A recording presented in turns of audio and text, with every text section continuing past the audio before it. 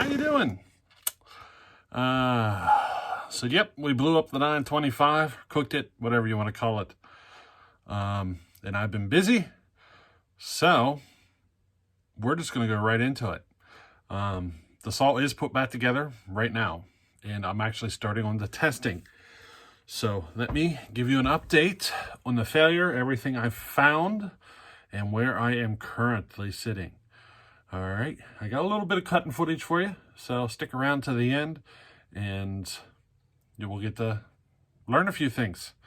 Alrighty, so I found some issues with the saw. Let me show you the saw, just so you know, it is back together. She's right here. She's all ready to roll. I've already done a little bit of cutting, but let me explain. You know, a saw with a pipe on it like this is bulky. Alrighty, we'll just leave that in the camera view. How's that? Huh? We'll just look over the pipe. So, when I tore the saw down, I found some issues. The saw had been free-porting and was causing problems.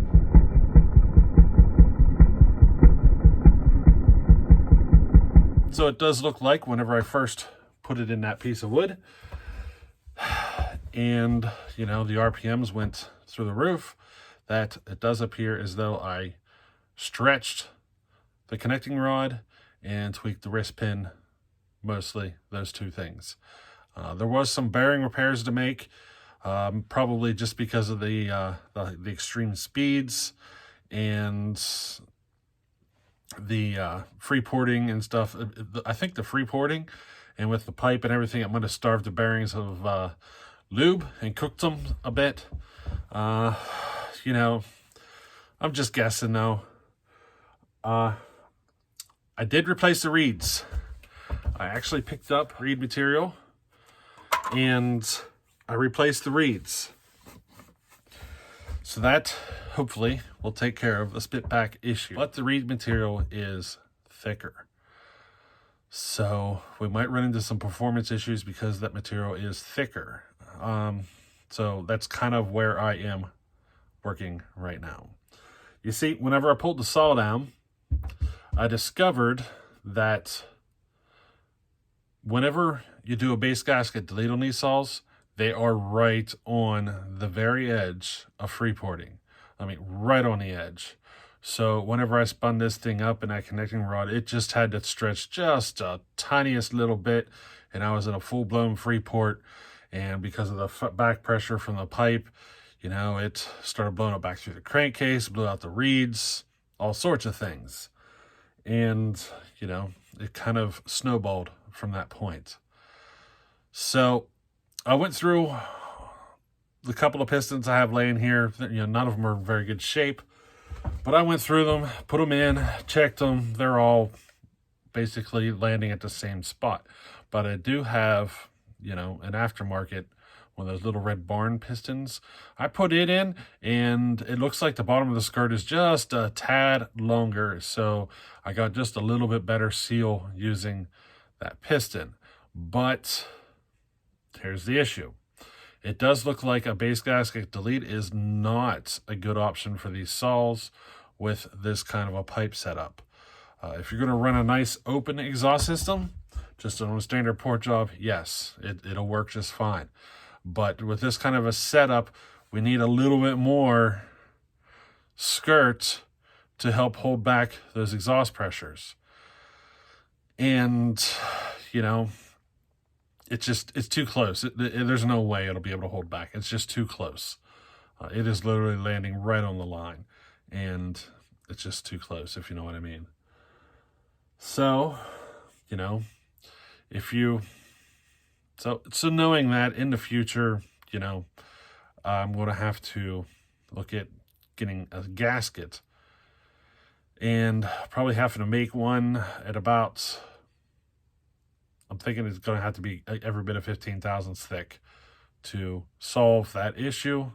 But of course, I'm going to add 15 thousandths onto the squish, and it would change my exhaust number. So I went ahead and continued with the base gasket delete. just because, you know, of the other issues that would happen if I threw the gasket in. And I did stick with the original cylinder. It did lose a little bit of plating, but it's on the very bottom edge. And, you know, being down that low, I should be all right for now, at least for some further testing, you know. Now, the mess that was all over the saw, the big cruddy mess that landed everywhere. So it appeared as though the oiler system did not seal correctly and was leaking bar oil right at the oil pump, and with the flywheel apparently was sucking all of that through and just basically blowing it everywhere. And that does appear to be what was creating my mess. So my free porting was still causing an issue. The blown out reeds, you know, I did get spit back with that. But the big oily mess was coming from bar oil. Just not having a good seal at the oil pump, and it just, you know, the flywheel kind of sucked it through and blew it all over the place. So that was the issue on that end. It looks like a base gasket delete will not work if you run a pipe. You just don't have enough. If you run a nice open exhaust system, then yeah, sure, you got it. But the skirt does land right at the very edge of the exhaust port. And if you look down on it just right, you can see right into the crankcase. It's open enough that you can see. So, you know, an open exhaust system is definitely going to be preferred. So the problem is, with this aftermarket reed material on an opened up exhaust, so what I did is I ran the stack. I found that the saw or the reeds were too stiff, and the saw wasn't able to draw a good charge. It was weak in the cut. You know, it basically running like a saw, like a normal piston ported saw, with too little intake timing. It just, the power wasn't there and everything. So I'm suspicious that the pipe's going to be needed with the carbon fiber reeds to help suck that charge through. See, this is an advantage of reed saws over piston ported. When you run a pipe, the pipes should be tuned. I said should. They should be tuned to hit the suction part of it at bottom dead center. And when that happens, your suction is not going to just pull the fuel or your charge out of the crankcase. It's going to pull it through the carburetor as well, giving you an even larger charge for the next go around. See, piston ported engines, whenever you're at bottom dead center, your intake is shut off. So you're basically limited to the charge that's in the crankcase, where on a reed engine, you know, it's opened all the way through the carburetor. So you're potentially can get a bigger charge with a pipe on a reed engine. It's one of the advantages reeds have over piston ported. There are gains that you can achieve more so with reeds than you cannot with a piston ported in this kind of an application.